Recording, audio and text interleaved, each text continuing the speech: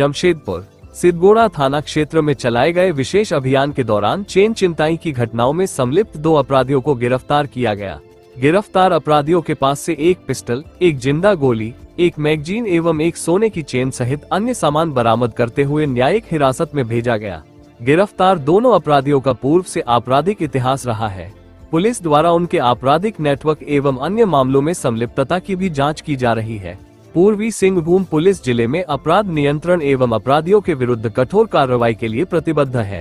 आम जनता से अपील है कि किसी भी संदिग्ध गतिविधि की सूचना तत्काल पुलिस को दें ताकि त्वरित कार्रवाई सुनिश्चित की जा सके। जमशेदपुर से रॉकी कुमार की रिपोर्ट। 15 जून को शाम लगभग 5:30 बजे की सूचना प्राप्त हुई कि टेल्को थाना क्षेत्र में एक महिला से चेन को छीनकर एक अपाचे बाइक पर 2 अपराधकर्मी भागे हैं। उसको ध्यान में रखते हुए तुरंत एसपी क्वार्टर 1 को एक्टिवेट किया गया और उन्होंने सभी थानों को अलर्ट किया और तुरंत वहाँ पर चेकिंग लगाई गई। उससे हम लोगों को ये पता चला कि बारेडी चौक और सूर्य मंदिर के आसपास एक संदिग्ध मोटरसाइकिल है। जब उसको रोकने का प्रयास किया गया तो वो लोग भागने लगे और उसके बाद जब उन लोगों को लगा कि पकड़े जाएंगे तो उसमें से एक आरोपी जिसका नाम गबरू है, गबरू हरपाल सिंह, उसने अपने पास एक पिस्टल रखी हुई थी और वो पिस्टल लगा के पुलिस टीम पर फायरिंग किया। उसके बाद उन दोनों लोगों को उसमें पुलिस को कोई हार्म नहीं हुआ और उसके बाद इन दोनों को ओवरपावर करके कंट्रोल कर लिया गया और इन दोनों को गिरफ्तार कर लिया गया।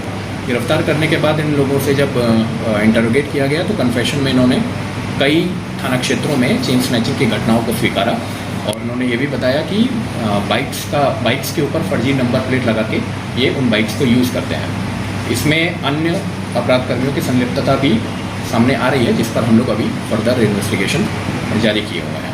उसके बाद जब एक बार सीन रिकन्स्ट्रक्शन के लिए और जो आर्टिकल्स थे और फर्जी नंबर प्लेट की रिकवरी के लिए जब इनको सिद्धगोड़ा थाना क्षेत्र में उस जगह पर ले जाया गया तो जहाँ पर वो नंबर प्लेट वगैरह हम लोग को मिला और वहाँ पर वो चेन भी मिली, तो उसी क्रम में एक पुलिसकर्मी के पास से एक पिस्टल को दोबारा उसी अपराधकर्मी के द्वारा छीन लिया गया और उसके बाद पुलिसकर्मी और पुलिस दल के ऊपर फायरिंग की गई। तो उसको पहले आत्मरक्षा तो उसको वार्निंग दी गई और नहीं मानने पर फिर उनके ऊपर भी पुलिस दल के द्वारा फायरिंग किया जिसके उसके पैर में गोली लगी और वर्तमान में वो MGM अस्पताल में इलाजरत है। ये इस संबंध में टोटल 2 केसेस रजिस्टर किए गए, एक चेन स्नैचिंग का और एक दूसरा ये फायरिंग का। इसमें हम लोगों को ये भी पता चला है कि इनका आपराधिक इतिहास है। जो हरपाल सिंह और गबरू है इसके ऊपर 6 केसेस हैं और मनजीत सिंह के ऊपर 4 केसेस हैं। इसकी डिटेल्स हम लोग आप लोगों को प्रोवाइड करते हैं। हमको टोटल एक देसी ऑटोमेटिक पिस्टल इन लोग के पास से मिली है, 7.65 mm का एक कारतूस मिला है, एक मैगजीन मिली है, अपाचे मोटरसाइकिल जिसका यूज़ करके लोग भाग रहे थे वो बरामद कर ली गई है, एक सोने की चेन जिसको लूटा गया था वो मिली है, नंबर प्लेट मिले हैं और पेपर स्प्रे, काली मिर्च वाला जो स्प्रे है जिसको ये लोग यूज़ करते हैं वो भी इनके पास से बरामद हुआ है।